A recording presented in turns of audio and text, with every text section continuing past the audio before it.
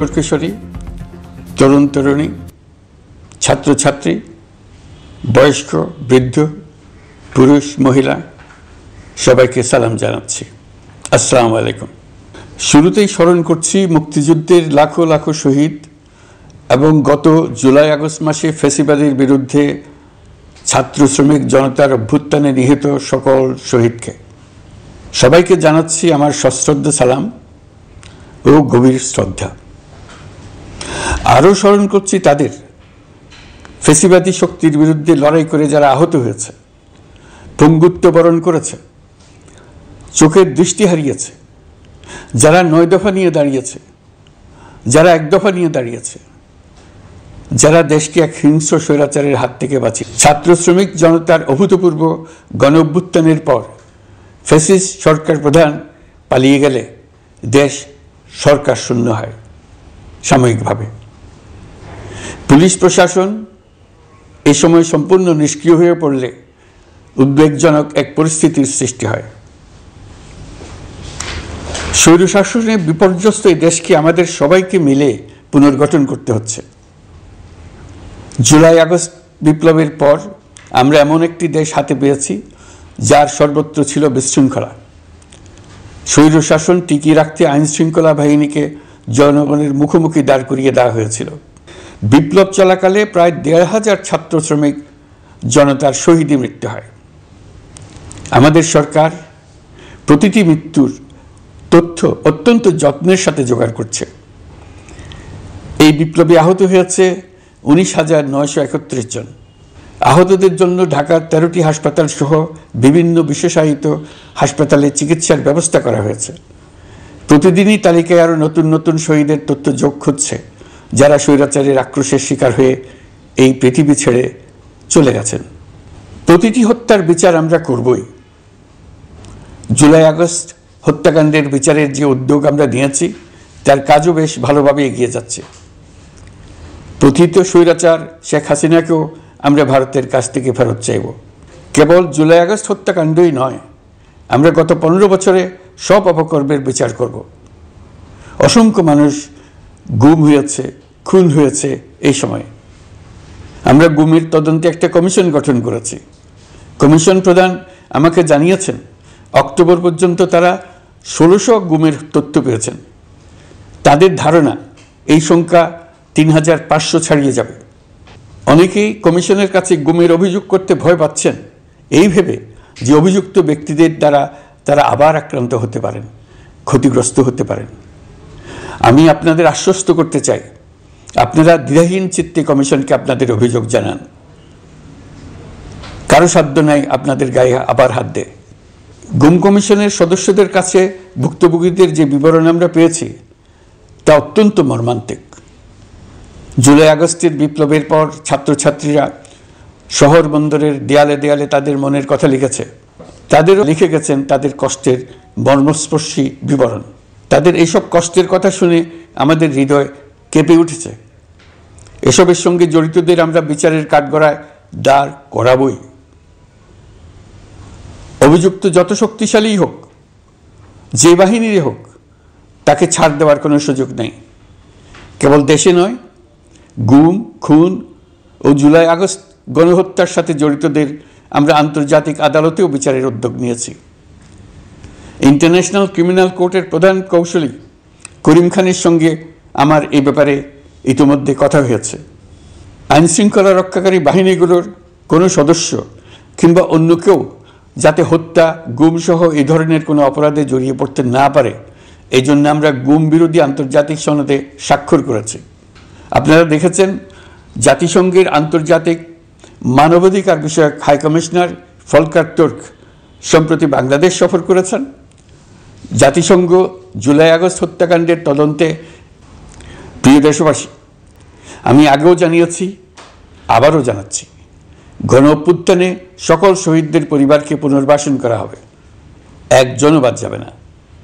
সকল আহত শিক্ষার্থী, শ্রমিক, জনতার চিকিৎসার সম্পূর্ণ ব্যয় সরকার বহন করবে। আহতদের দীর্ঘমেয়াদী এবং ব্যয়বহুল চিকিৎসা এবং শহীদদের পরিবারের দেখাশোনার জন্য স্বাস্থ্য মন্ত্রণালয়ের নেতৃত্বে একটি পূর্ণাঙ্গ তালিকা প্রস্তুত করা হয়েছে। প্রতিটি শহীদ পরিবারকে সরকারের পক্ষ থেকে 30 লক্ষ টাকা দেওয়া হচ্ছে। যারা বুলেটের আঘাতে তাদের দৃষ্টিশক্তি হারিয়েছেন তাদের চিকিৎসার জন্য নেপাল থেকে কর্নিয়া আনার ব্যবস্থা করা হয়েছে এবং যাদের প্রয়োজন তাদেরকে সরকারের পক্ষ থেকে বিদেশে চিকিৎসার জন্য পাঠানো হচ্ছে। জুলাই অভ্যুত্থানের কোনো শহীদ এবং আহত ছাত্র, শ্রমিক চিকিৎসা সেবা এবং পুনর্বাসন পরিকল্পনা থেকে বাদ যাবে না। এটি অন্তর্বর্তীকালীন সরকারের অঙ্গীকার। এই গণ অভ্যুত্থানের শহীদের স্মৃতি ধরে রাখতে গঠিত জুলাই শহীদ স্মৃতি ফাউন্ডেশন বেশ পাকাপোক্তভাবে তাদের কাজ শুরু করেছে। এই ফাউন্ডেশনকে সরকার 100 কোটি টাকা অনুদান দিয়েছে। এছাড়াও জুলাই আগস্ট বিপ্লবে শহীদ পরিবারের পুনর্বাসন ও আহতদের সর্বোত্তম চিকিৎসা নিশ্চিত করার জন্য সমাজ কল্যাণ মন্ত্রণালয়ের পক্ষ থেকে $5 মিলিয়ন একটি বরাদ্দ প্রস্তাব অর্থনৈতিক সম্পর্ক বিভাগের মাধ্যমে বিশ্ব ব্যাংকে পাঠানো হয়েছে। পতিত স্বৈরাচার পুলিশকে দলীয় কর্মীর মতো ব্যবহার করেছে। বাধ্য হয়ে তাদের অনেকেই গণহত্যায় অংশ নিয়েছেন। খুবই স্বাভাবিক প্রতিক্রিয়া হিসেবে তারা জনরোষের শিকার হয়েছেন। এতে তাদের মনোবল অনেক কমে যায়। আমরা পুলিশের মনোবল ফিরিয়ে এনে তাদের আবার আইন শৃঙ্খলা রক্ষায় কাজে লাগানোর চেষ্টা করছি। এই ক্ষেত্রে অনেক দৃশ্যমান উন্নতিও হয়েছে। আইন শৃঙ্খলা রক্ষায় বাংলাদেশ সেনাবাহিনীকেও কিছু নির্বাহী ক্ষমতা দেওয়া হয়েছে, যা পরিস্থিতির দৃশ্যমান উন্নতিতে সহায়তা করেছে। আমি আপনাদের সবাইকে ধন্যবাদ জানাই। কঠিন এই সময়ে আপনারা সবাই অপরিসীম ধৈর্যের পরিচয় দিয়েছেন। ধন্যবাদ জানাই দেশের রাজনৈতিক দলের নেতৃবৃন্দকে। তারা তাদের কর্মীদের শান্ত থাকার আহ্বান জানিয়েছেন। প্রতিশোধ স্পৃহায় লিপ্ত হয়ে কেউ যাতে হানাহানিতে জড়িয়ে না পড়ে সেই আহ্বান জানিয়েছেন। আপনাদের সবাই এই আহ্বানে সাড়া দিয়েছেন। ফেসিবাদী শক্তি ভয় দেখিয়েছিল তারা ক্ষমতা ছাড়লে দেশে লাখ লাখ লোক মারা পড়বে। টানা 7 দিন পুলিশ প্রশাসন সম্পূর্ণ নিষ্ক্রিয় থাকার পরও ব্যাপক আকারে সহিংসতা এড়ানো গেছে। আমরা যখন দায়িত্ব গ্রহণ করি বাংলাদেশ তখন সম্পূর্ণ অরক্ষিত একটা দেশ। এই সময় ধর্মীয় সংখ্যালঘুদের মধ্যে অহেতুক আতঙ্ক ছড়ানোর চেষ্টা করা হয়েছে। কয়েকটি ক্ষেত্রে তারা সহিংসতারও শিকার হয়েছেন। কিন্তু এটা নিয়ে যেসব প্রচারণা হয়েছে তা ছিল সম্পূর্ণ অতিরঞ্জিত। অল্প যে সমস্ত সহিংসতার ঘটনা ঘটেছে তার মূল কারণ ছিল রাজনৈতিক। কিন্তু এইসব ঘটনাকে ধর্মীয় আবরণ দিয়ে বাংলাদেশকে নতুন করে অস্থিতিশীল করে তোলার চেষ্টা করা হয়েছে। আপনাদের সবার সহযোগিতায় আমরা দৃঢ়ভাবে এই পরিস্থিতি সামাল দিয়েছি। আমাদের দায়িত্ব গ্রহণের 2 মাসের মাথায় দেশে দুর্গাপূজা উদযাপিত হয়েছে প্রায় 32,000 পূজা মণ্ডপে। দুর্গাপূজা উপলক্ষে নির্বাহী আদেশে একদিন অতিরিক্ত ছুটি ঘোষণা করা হয়, যা উৎসবের আমেজকে অনেক গুণ বাড়িয়ে দেয়। দুর্গাপূজাকে ঘিরে আমরা ব্যাপক নিরাপত্তা প্রস্তুতি নিই, যার ফলে দেশের হিন্দু সম্প্রদায় নির্বিঘ্নে তাদের উৎসব পালন করেছে। আমরা দায়িত্বে আসার পর যে অল্প কিছু ক্ষেত্রে তারা সহিংসতার শিকার হয়েছেন আমরা তার প্রতিটি ঘটনার তদন্ত করেছি। শুধু হিন্দু সম্প্রদায় নয়, দেশের কোনো মানুষই যাতে কোনো রকম সহিংসতার শিকার না হয় সেই জন্য আমরা যথাসাধ্য চেষ্টা করছি এবং সবসময় সে চেষ্টা করে যেতে থাকব। আপনারা জানেন চলতি বছর বাংলাদেশের বিভিন্ন অঞ্চলে 6টি বন্যা হয়েছে। আপনাদের সবার সহযোগিতায় আমরা এই বন্যা মোকাবেলা করেছি। বাংলাদেশের দেশপ্রেমিক সশস্ত্র বাহিনী বন্যা মোকাবেলায় জনগণের সাথে কাঁধে কাঁধ মিলিয়ে কাজ করেছে।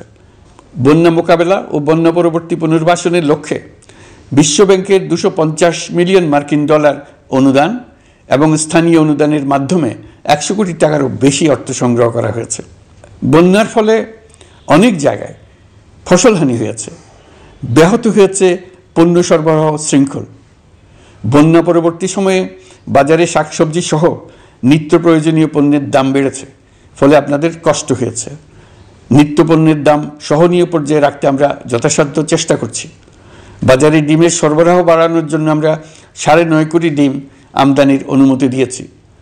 এই জন্য প্রয়োজনীয় শুল্ক ছাড়ও দেওয়া হয়েছে। বন্যার ফলে চালের উৎপাদন ব্যাহত হওয়ায় চাল আমদানিতে শুল্ক ছাড় দেওয়া হয়েছে। আসন্ন রমজানে নিত্য প্রয়োজনীয় দ্রব্যের সরবরাহ এবং দাম যাতে স্বাভাবিক থাকে এই জন্য সরকারের বিভিন্ন কর্তৃপক্ষ ব্যবসায়ীদের সাথে নিয়মিত বৈঠক করে যাচ্ছে। দ্রব্যমূল্য নিয়ে আমাদের কোনো লুকোছাপা নেই। মূল্যস্ফীতির পূর্ণ তথ্য জনগণের সামনে তুলে ধরা হচ্ছে। মূল্যস্ফীতি রোধে উচ্চ সুদের হার নির্ধারণ সহ একাধিক নীতিগত সিদ্ধান্ত নেওয়া হয়েছে, যার মধ্যে রয়েছে শস্য আমদানিতে এলসি সীমা অপসারণ এবং সরবরাহ চেইন সংক্ষিপ্ত করা। সামান্য হলেও জ্বালানি তেলের মূল্য কমানো হয়েছে। শিল্প কারখানায় গ্যাসের সরবরাহ বাড়ানোর উদ্যোগ নেওয়া হয়েছে, যাতে স্থানীয় পর্যায়ে উৎপাদন ব্যাহত না হয় এবং রপ্তানি ক্ষতিগ্রস্ত না হয়। গণশুনানি ছাড়া নির্বাহী আদেশে বিদ্যুৎ গ্যাসের দাম না বাড়ানোর সিদ্ধান্ত নেওয়া হয়েছে। পরিবহন খাতে চাঁদাবাজি বন্ধের চেষ্টা করা হচ্ছে। আমরা আশা করি বাজারে রাজনৈতিক দলগুলোর সঙ্গে আমাদের নিয়মিত যোগাযোগ অব্যাহত রেখেছি। বিভিন্ন ইস্যুতে তাদের মতামত নিয়ে যাচ্ছি। সরকারের সিদ্ধান্ত গ্রহণে এসব মতামত অনেকাংশে প্রতিফলিত হচ্ছে। চলমান সংস্কার প্রক্রিয়ায় তাদের প্রতিটি মতামত সক্রিয়ভাবে বিবেচনায় নেওয়া হচ্ছে। আমরা আশা করছি নির্ধারিত সময়ে ডিসেম্বর জানুয়ারির মধ্যেই সংস্কার কমিশনগুলো তাদের সুপারিশমালা সরকারের কাছে পেশ করতে পারবে। তাদের সুপারিশ নিয়ে আমরা রাজনৈতিক দলগুলোর সঙ্গে ক্রমাগতভাবে আলোচনায় বসব। সকলের ঐক্যমত্যের ভিত্তিতেই আমরা সংস্কার প্রস্তাব চূড়ান্ত করব। নির্বাচন কবে হবে এই প্রশ্ন আপনাদের সবার মনেই আছে, আমাদের মনেও সারাক্ষণ আছে। আপনারা লক্ষ্য করেছেন নির্বাচন আয়োজনের লক্ষ্যে আমরা প্রয়োজনীয় পদক্ষেপ নিতে শুরু করেছি। কয়েকদিনের মধ্যে নির্বাচন কমিশন গঠন হয়ে যাবে। তারপর থেকে নির্বাচন আয়োজন করার সমস্ত দায়িত্ব তাদের উপর বর্তাবে। নির্বাচন কমিশন ভোটার তালিকা হালনাগাদ সহ আরও কিছু কাজ শুরু করে দিতে পারবে, যা একটা অবাধ নির্বাচনের সাথে সরাসরি সম্পৃক্ত। প্রথমবারের মতো প্রবাসী বাংলাদেশিরা পোস্টাল ব্যালটের মাধ্যমে যাতে তাদের ভোটাধিকার প্রয়োগ করতে পারে সে লক্ষ্যেও সরকার কাজ করছে। তবে আমরা মনে করি না যে একটা নির্বাচন কমিশন গঠন করে দিলেই নির্বাচন আয়োজনে আমাদের দায়িত্ব শেষ। রাষ্ট্র ব্যবস্থায় সংস্কার আমাদের এই সরকারের অন্যতম অঙ্গীকার। আপনারাই আমাদেরকে এই ম্যান্ডেট দিয়েছেন।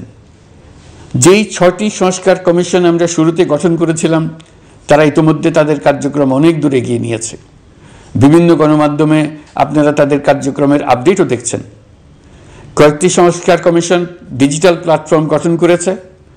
আমার অনুরোধ, আপনারা এই প্ল্যাটফর্মে উৎসাহ সহকারে আপনাদের মতামত জানাতে থাকুন। প্রথম 6টি সংস্কার কমিশনের মধ্যে একটি হলো নির্বাচন সংস্কার কমিশন। নির্বাচন অনুষ্ঠানের জন্য এই কমিশনের সুপারিশমালা অত্যন্ত জরুরি। তাদের প্ল্যাটফর্মে যান, আপনার মতামত খোলাখুলিভাবে তুলে ধরুন। আপনি দেশের মালিক, আপনি বলে দিন আপনি কি চান, কিভাবে চান। নির্বাচন নিয়ে আপনাদের সকল বক্তব্য বিনা দ্বিধায় বলতে থাকুন। আপনার মনের কথা তুলে ধরুন। আমার অনুরোধ, সংস্কারের কথাটাও একই সঙ্গে বলুন। সংস্কারকে পাশ কাটিয়ে যাবেন না। নির্বাচনের কথা বলার সঙ্গে নির্বাচন ও অন্যান্য ক্ষেত্রে সংস্কারের কথাটিও বলুন। সংস্কার হলো জাতির দীর্ঘমেয়াদী জীবনী শক্তি। সংস্কার জাতিকে, বিশেষ করে আমাদের তরুণ তরুণীদের নতুন পৃথিবী সৃষ্টির সুযোগ দেবে। জাতিকে বঞ্চিত করবেন না। নির্বাচন আয়োজনে যে সংস্কার কমিশনের সুপারিশমালায় রাজনৈতিক দলসমূহ এবং দেশের সকল মানুষের মতামত অপরিহার্য, সেই কমিশন হলো সংবিধান সংস্কার কমিশন। এই সুকীয় সংস্কার কাজ শেষ করেই আমরা আপনাদের কাঙ্ক্ষিত নির্বাচন আয়োজন করব। ততদিন পর্যন্ত আমি আপনাদের ধৈর্য ধারণ করার অনুরোধ করব। আমরা চাইব আমরা যেন এমন একটি নির্বাচন ব্যবস্থা সৃষ্টি করতে পারি যা যুগ যুগ ধরে অনুসরণ করা যাবে। এর ফলে সাংবৎসরিক রাজনৈতিক সংকট থেকে আমাদের দেশ রক্ষা পাবে। এই জন্য প্রয়োজনীয় সময়টুকু আমি আপনাদের কাছ থেকে চেয়ে নিচ্ছি।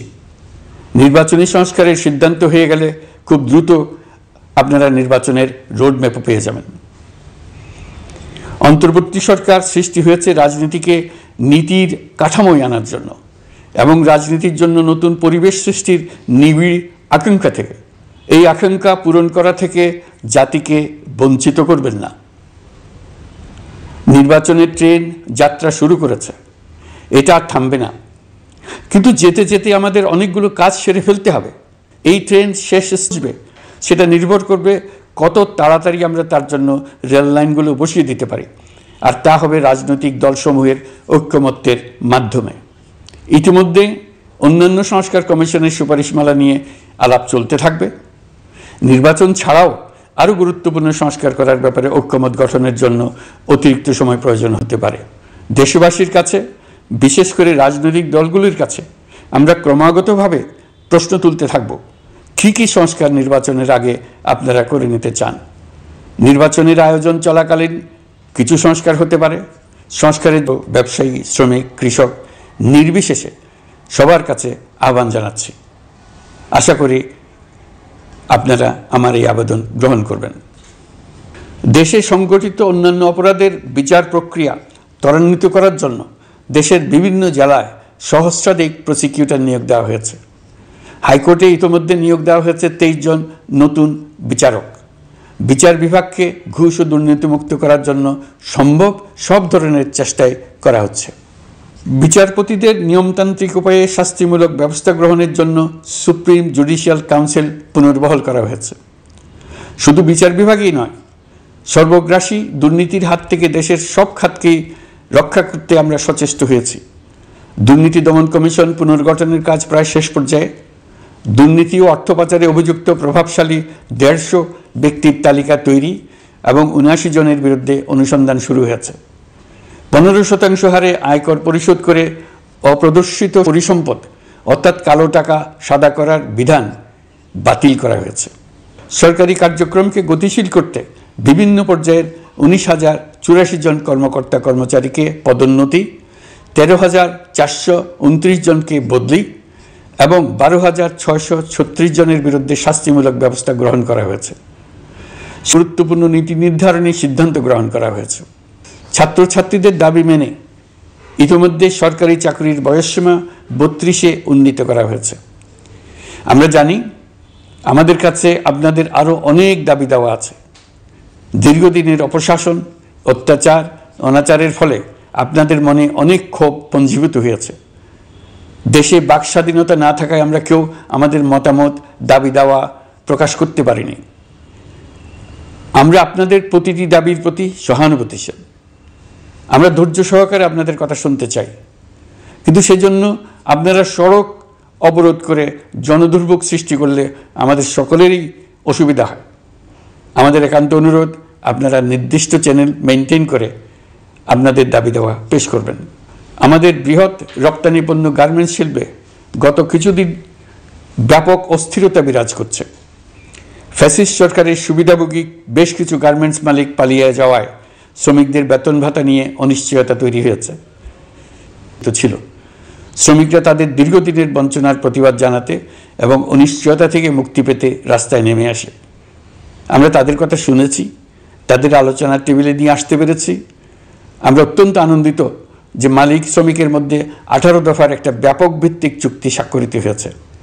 বড় ধরনের কোনো সহিংসতা ছাড়াই আমরা শ্রমিক অসন্তোষ নিরসন করতে পেরেছি। তারা আবার উৎপাদনে ফিরেছে। এতে প্রাণ ফিরে পেয়েছে বাংলাদেশের রপ্তানিমুখী এই শিল্প। নানা প্রতিকূলতা সত্ত্বেও অক্টোবর মাসে আমাদের রপ্তানিতে প্রবৃদ্ধি হয়েছে প্রায় 21%। আমরা যখন কাজ শুরু করেছি দেশের অর্থনীতি ছিল বিপর্যস্ত। বৈদেশিক মুদ্রার রিজার্ভ ছিল তলানিতে। আসার কথা, এই রিজার্ভ পরিস্থিতি এখন উন্নতির পথে। গত 3 মাসে রিজার্ভে কোনো রকম হাত না দিয়েই আমরা প্রায় $2 বিলিয়ন বৈদেশিক ঋণ শোধ করতে পেরেছি।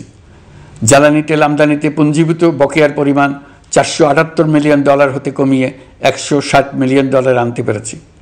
অর্থনীতি পুনরুদ্ধারে আমরা সর্বাত্মক চেষ্টা চালিয়ে যাচ্ছি। বিশ্বব্যাংক, IMF সহ বিভিন্ন দাতা সংস্থা ইতিমধ্যে ঋণ ও অনুদান হিসেবে $8 বিলিয়ন দেওয়ার প্রতিশ্রুতি দিয়েছে, যা আমাদের ভঙ্গুর অর্থনীতিকে সচল করতে সক্ষম হবে। পতিত সরকার আমাদের জন্য যে ভঙ্গুর অর্থনৈতিক পরিস্থিতি রেখে গিয়েছে, তাতে রাজস্ব আদায়ে গতি আনতে হিমশিম খেতে হচ্ছে জাতীয় রাজস্ব বোর্ডকে। এর মধ্যেও জুলাইয়ের নেতিবাচক অবস্থা থেকে অক্টোবর নাগাদ রাজস্ব আদায়ে 9.9% প্রবৃদ্ধি অর্জিত হয়েছে। আগের অর্থ বছরের সংশোধিত বাজেটে বিপুল রাজস্ব ঘাটতি ছিল, যে কারণে এবার শুরু থেকেই রাজস্ব আদায়ের লক্ষ্যমাত্রা অনেক বেড়ে যায়। এর ফলে স্বৈরাচার পতনের পরবর্তী 3 মাসে 9.9% রাজস্ব বৃদ্ধির পরেও লক্ষ্যমাত্রার বিপরীতে 23%-এর বেশি ঘাটতি থেকে যায়। রাজস্ব আদায়ের গতি আনতে আমি এখন অনলাইনে আয়কর রিটার্ন জমা দিতে উৎসাহিত করছি। আন্তর্জাতিক সাহায্য সংস্থা বিশ্বব্যাংক, IMF, UNDP ইত্যাদি প্রধানদের সঙ্গে আমার দীর্ঘ বৈঠক হয়েছে। তারাও বাংলাদেশকে নতুনভাবে এবং সর্বাত্মকভাবে সাহায্যের জন্য তাদের আগ্রহ ব্যক্ত করেছেন। চীনের পররাষ্ট্রমন্ত্রীর সঙ্গে একান্ত বৈঠকে চীনের পক্ষ থেকে যাবতীয় সাহায্যের আশ্বাস দিয়েছেন। 100 দিন আগে আর্থিক দিক থেকে আমরা যে লণ্ডভণ্ড অবস্থা থেকে যাত্রা শুরু করেছিলাম সেটা এখন অতীত ইতিহাস হয়ে দাঁড়িয়েছে। এই 100 দিনে অর্থনীতি সবল অবস্থানে চলে আসছে। এটা সম্পূর্ণ নিজস্ব নীতিমালা দিয়ে হয়েছে। বলা বাহুল্য, এখনও আমাদের বন্ধুদের কাছ থেকে যে সাহায্যের আয়োজন হয়েছে তা আসা শুরু করেনি। বন্ধু রাষ্ট্রগুলো শুধু যে আমাদের বড় বড় অঙ্কের সাহায্য দিয়ে আসছে তাই নয়, তারা এই সাহায্য দ্রুততম সময়ে আসা শুরু করবে এই প্রতিশ্রুতিও আমাকে দিয়েছেন। এই সাহায্য আসা শুরু করলে আমাদের অর্থনীতি অত্যন্ত মজবুত এবং আকর্ষণীয় অর্থনীতিতে পরিণত হবে। বিদেশি বিনিয়োগকারীরাও নানা রকম বিনিয়োগে উৎসাহিত হয়ে এগিয়ে আসবে। বিনিয়োগকারীদের সঙ্গে এখন থেকে আমরা আলোচনা শুরু করে দিয়েছি। বিশ্বের রাষ্ট্রপুঞ্জের মজলিসে আমরা এখন সম্মানিত এবং প্রশংসিত দেশের অবস্থানে পৌঁছতে পেরেছি। এর কারণে পরাজিত শক্তি নানা কৌশল করেও তাদের দিকে দৃষ্টি আকর্ষণ করতে পারছে না। তারা নানা চেহারা নিয়ে আপনাদের প্রিয়পাত্র হবার চেষ্টা করছে। পরাজিত শক্তির ষড়যন্ত্র থেকে নিজেকে মুক্ত রাখুন, দেশকে মুক্ত রাখুন। এই ব্যাপারে অনড় থাকুন। এমন কিছু করবেন না যা তাদেরকে উৎসাহিত করতে সাহায্য করে। তাদেরকে সকল দিক থেকে নিরাশ করুন। সেটা নিশ্চিত করতে পারলে আমাদের আর কোনো বিষয়ে সংশয় করার প্রয়োজন নেই। সরকারের পক্ষ থেকে আমি নিশ্চয়তা দিচ্ছি, সকল প্রকার সীমাবদ্ধতা সত্ত্বেও আমরা আপনাদেরকে একটা মজবুত অর্থনীতি দিয়ে যাব। ভবিষ্যতে চলার পথকে সহজগম্য করে যাব। নাগরিক অধিকারসমূহ নিশ্চিত করে যাব। বিপক্ষ শক্তি যত শক্তিশালী হোক, নাশকতা সব কিছু নস্যাৎ করার জন্য প্রস্তুত থাকুন। এবার যে মুক্তি আমরা অর্জন করেছি তা আমাদের কাছ থেকে কেউ যেন ছিনিয়ে নিতে না পারে, তার জন্য সর্বমুহূর্তে প্রস্তুত থাকুন। আপনারা জেনেছেন পতিত সরকার ও তার দোসররা প্রতি বছর দেশ থেকে 12 থেকে 15 বিলিয়ন ডলার পাচার করেছে। দুর্নীতি বিরোধী সংস্থা ট্রান্সপারেন্সি ইন্টারন্যাশনাল বাংলাদেশ সম্প্রতি এই তথ্য দিয়েছে। সচিব সহ বিশ্বের অনেক দেশের সরকার প্রধানের সঙ্গে আমার বৈঠক করার সুযোগ হয়। সচিব সহ বিশ্বের অনেক দেশের সরকার প্রধানের সঙ্গে আমার বৈঠক করার সুযোগ হয়। তারা স্বতঃস্ফূর্তভাবে আমাদের প্রতি সর্বাত্মক সহযোগিতা প্রদানের অঙ্গীকার ব্যক্ত করেছেন। নেপাল, মালদ্বীপ, পাকিস্তান সহ প্রতিবেশী দেশে ফিরে আসার পর এসব দেশের রাষ্ট্রদূত আছেন শতপ্রবৃত্ত হয়ে আমার সঙ্গে দেখা করে তাদের সরকার প্রধানদের অঙ্গীকার পুনর্ব্যক্ত করে গেছেন। তারা সম্পূর্ণ নতুনভাবে আমাদের জন্য সহায়তার নতুন ছক তৈরি করার কাজ শুরু করেছেন। ইউনিয়নের 27 জন রাষ্ট্রদূত একত্র হয়ে সরকারের সঙ্গে আলোচনায় বসেনি। দিল্লি থেকে এই বিশাল সংখ্যক রাষ্ট্রদূত একসঙ্গে বৈঠক করার জন্য কোনোদিন আসেনি। এবার এই কাজটি করার পেছনে আছে ইউরোপিয়ান ইউনিয়নের সমর্থন প্রকাশ করা এবং অর্থনৈতিক ক্ষেত্রে উচ্চ পর্যায়ের সহযোগিতা গড়ে তোলা। ইতিমধ্যে আমার সঙ্গে দেখা করেছেন সৌদি আরব, সংযুক্ত আরব আমিরাত, ব্রাজিল, তুরস্ক, রাশিয়া, ফিনল্যান্ড, সিঙ্গাপুর, লিবিয়া সহ অনেক দেশের রাষ্ট্রদূত। দ্বিপাক্ষিক নানা সহযোগিতা সহ বাণিজ্য বিনিয়োগ বৃদ্ধির আশ্বাস তারা দিয়েছেন। আমরা প্রবাসী বাংলাদেশিদেরও বেসরকারি খাতে বিনিয়োগ করার জন্য আহ্বান জানাচ্ছি। বাংলাদেশের অর্থনৈতিক উন্নয়নে তরুণদের কর্মসংস্থানের মূলে রয়েছে বেসরকারি খাত।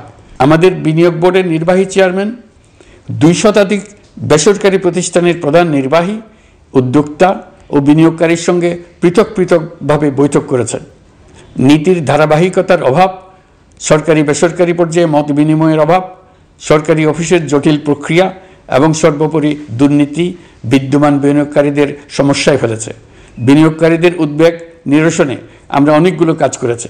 ইতিমধ্যে সত্যিকারের ওয়ান স্টপ সার্ভিস চালু হয়েছে।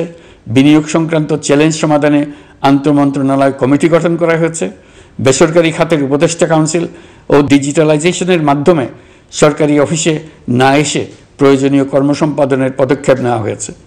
বিনিয়োগ উন্নয়ন সংস্থা আমাদের অগ্রগতির বিষয়ে সবাইকে মাসিক ভিত্তিতে আপডেট করে যাচ্ছে। আমরা প্রবাসীদের কল্যাণে কাজ করছি। আমার অনুরোধে সংযুক্ত আরব আমিরাত সাজাপ্রাপ্ত 57 জন সহ অন্যান্য বাংলাদেশিকে মুক্তি দিয়েছে। এইসব বাংলাদেশি যাবজ্জীবন কারাবাসের ঝুঁকি নিয়ে ফেসিবাদের বিপক্ষে প্রতিবাদ করেছিল। বাংলাদেশিরা এরকম প্রতিবাদ আরও অনেক দেশেই করেছেন। আমরা তাদের প্রতি কৃতজ্ঞ। কয়েকদিন আগে বাকুতে সংযুক্ত আরব আমিরাতের প্রেসিডেন্ট জনাব শেখ মোহাম্মদ বিন জায়েদ আল নাহিয়ানের সঙ্গে আমার কথা হয়েছে। তাকে বাংলাদেশের পক্ষ থেকে ধন্যবাদ জানিয়েছি। তিনি বলেছেন বাংলাদেশের জন্য যে কোনো সাহায্য লাগলে আমি যেন তাকে জানাই। প্রবাসীদের কল্যাণে আমাদের সরকার সম্ভব সব ধরনের উদ্যোগ গ্রহণ করে যাচ্ছে। আপনারা জানেন মালয়েশিয়ার প্রধানমন্ত্রী আনোয়ার ইব্রাহিম সম্প্রতি বাংলাদেশ সফর করেছেন। 18,000 বাংলাদেশি যারা সব ধরনের আনুষ্ঠানিকতা মেনে চলার পরেও স্বৈরাচারী সরকারের অব্যবস্থাপনার জন্য মালয়েশিয়া যেতে পারেন নাই, তিনি তাদের জন্য মালয়েশিয়ার দ্বার আবার উন্মুক্ত করার আশ্বাস দিয়েছেন। এই লক্ষ্যে আমরা কাজও শুরু করেছি। আপনারা জেনে থাকবেন মালয়েশিয়া আগামী বছর দক্ষিণ পূর্ব এশিয়ার আঞ্চলিক সহযোগিতা সংস্থা আসিয়ানের চেয়ারম্যানের দায়িত্ব নিতে যাচ্ছে। আমরা ইতিমধ্যে আসিয়ানের সদস্যপদের জন্য আবেদন করেছি। মালয়েশিয়ার প্রধানমন্ত্রী আমাদের আবেদন সক্রিয়ভাবে বিবেচনার আশ্বাস দিয়েছেন। একই ধরনের আশ্বাস আমরা পেয়েছি ইন্দোনেশিয়া থেকেও। ইন্দোনেশিয়ার পক্ষ থেকে সে দেশে রাষ্ট্রীয় হওয়ার জন্য আমাকে অনুরোধ করেছে। সৌদি আরব সহ বিশ্বের আরও অনেক দেশ আমাদের সঙ্গে সহযোগিতা বৃদ্ধির প্রস্তাব দিয়েছে। প্রথমবারের মতো ওআইসি সদর দপ্তরে আমরা স্থায়ীভাবে রাষ্ট্রদূত নিয়োগ দিয়েছি। তুরস্কের রাষ্ট্রপতি রিসেপ তাইয়েপ এরদোগানের সাথে আগে আমার টেলিফোনে আলাপ হয়েছে। এবার COP29 সম্মেলনে গিয়ে তিনিও তার স্ত্রীর সঙ্গে অত্যন্ত অন্তরঙ্গ পরিবেশে আলোচনা হয়েছে। বাংলাদেশের প্রতি তার বিশেষ সমর্থনের কথা তিনি বারবার প্রকাশ করেছেন। তুরস্কের একটি বাণিজ্য প্রতিনিধি দল ইতিমধ্যে বাংলাদেশ সফর করেছে। তুরস্ক এদেশের সঙ্গে অর্থনৈতিক সম্পর্ক উন্নয়নের জন্য টার্কিশ ইনভেস্টমেন্ট অথরিটি বা টিকা একটি অফিস ঢাকায় স্থাপনের জন্য ঘোষণা দিয়েছে। এর মাধ্যমে তুরস্কের বিনিয়োগ ও বাণিজ্য বৃদ্ধির উদ্যোগ নেওয়া হবে। এ উদ্দেশ্যে চলতি মাসে একটি উচ্চ ক্ষমতা সম্পন্ন দল তুরস্ক থেকে বাংলাদেশে আসছেন। প্রিয় দেশবাসী, নতুন হজ প্যাকেজ ঘোষণা করা হয়েছে। তাতে হজের ব্যয় 1 লাখ টাকারও বেশি কমিয়ে আনা হয়েছে। পাশাপাশি আমরা এই সিদ্ধান্ত গ্রহণ করেছি এই বছর সরকারি খরচে কাউকে হজে পাঠানো হবে না। আমরা নতুন বাংলাদেশকে একটা পরিবেশ বান্ধব এবং জীব বৈচিত্র্য, সেই লক্ষ্যে আমি প্রথমেই একটি ক্ষুদ্র পদক্ষেপ নিয়েছি। সমগ্র সচিবালয়ে প্লাস্টিকের পানির বোতল ব্যবহার নিষিদ্ধ করেছি। ইতিমধ্যে সুপার শপগুলোতে পলিথিনের শপিং ব্যাগ ব্যবহার বন্ধ করার উদ্যোগ নেওয়া হয়েছে। আপনারা সবাই অবগত আছেন জলবায়ু পরিবর্তন আমাদের জীবনযাত্রার জন্য কীরকম হুমকি হয়ে আসছে। গত 1 বছরে বাংলাদেশ প্রায় 15টি প্রাকৃতিক দুর্যোগের শিকার হয়েছে। মানুষের সৃষ্ট নানাবিধ দুর্যোগের পাশাপাশি এইসব প্রাকৃতিক দুর্যোগের বিপক্ষেও আমাদের লড়তে হচ্ছে। আজারবাইজানে জলবায়ু সম্মেলনে বিশ্ব নেতৃবৃন্দকে আমি আমার উদ্যোগের কথা জানিয়েছি। সেখানে জাতিসংঘের মহাসচিব, ইউরোপ, এশিয়া, আফ্রিকার অনেক সরকার প্রধানের সঙ্গে আমার দেখা হয়েছে। যতটুকু আলাপ আলোচনা সম্ভব হয়েছে আমি সবার কাছে জলবায়ুর প্রতিকূল প্রভাব মোকাবেলা সহ গণতান্ত্রিক উত্তরণের পথে বাংলাদেশের অগ্রযাত্রায় সহযোগিতা চেয়েছি। তারা সবাই সহযোগিতার অঙ্গীকার করেছেন। গত 100 দিনে আমরা অনেক কল্যাণমূলক কাজ করেছি, যা এখানে স্বল্প পরিসরে বর্ণনা করা সম্ভব নয়। আমাদের সরকার স্বচ্ছতা ও জবাবদিহিতায় বিশ্বাসী। তাই আমি সরকারের সকল মন্ত্রণালয়কে নির্দেশ দিয়েছি তাদের নিজ নিজ কাজের বিস্তারিত বিবরণ নিজেদের ওয়েবসাইট ও সামাজিক যোগাযোগ মাধ্যমে প্রকাশ করার জন্য। আমি আমার দপ্তরকেও বলেছি সরকারের সব কাজের বিবরণ যাতে জনগণ জানতে পারে, এই জন্য যেন প্রয়োজনীয় পদক্ষেপ নেওয়া হয়। এই সরকারকে ব্যর্থ করার জন্য, অকার্যকর করার জন্য বিশাল অর্থে বিশ্বব্যাপী এবং দেশের প্রতিটি স্থানে, প্রতিটি প্রতিষ্ঠানে এক মহাপরিকল্পনা প্রতি মুহূর্তে কার্যকর রয়েছে। তাদের একটি বড় প্রচেষ্টা হচ্ছে আমাদের মধ্যে বিভেদ সৃষ্টি করা। পতিত সরকারের নেতৃবৃন্দ যারা এদেশ থেকে বিপুল পরিমাণ অর্থ পাচার করে নিয়ে গেছে, সেই অর্থে বলিয়ান হয়ে তারা দেশে ফিরে আসার জন্য চেষ্টা করে যাচ্ছে। তাদেরকে কিছুতেই সফল হতে দেবেন না। তারা সফল হওয়া মানে জাতির মৃত্যু, জাতি হিসেবে আমাদের অবসান। সাবধান থাকুন। তাদের সকল হীন প্রচেষ্টাকে আমাদের ঐক্যের মাধ্যমে নস্যাৎ করে দেন, যেভাবে নস্যাৎ করেছিলেন তাদের বন্দুকের গুলিকে, তাদের আয়নাঘরকে, প্রতি পায়ে তাদের অনাচারের শিকলকে। এ ব্যাপারে সবাই একমত থাকুন, ঐক্যবদ্ধ থাকুন। আপনারা সবাই ভালো থাকবেন। দেশের সকল শিশু, কিশোর কিশোরী, তরুণ তরুণী, ছাত্রছাত্রী, বয়স্ক, বৃদ্ধ, পুরুষ, মহিলা সবাইকে আমার সালাম জানাচ্ছি। আসসালামু আলাইকুম। মহান আল্লাহ আমাদের সহায় হন। খুদা হাফেজ।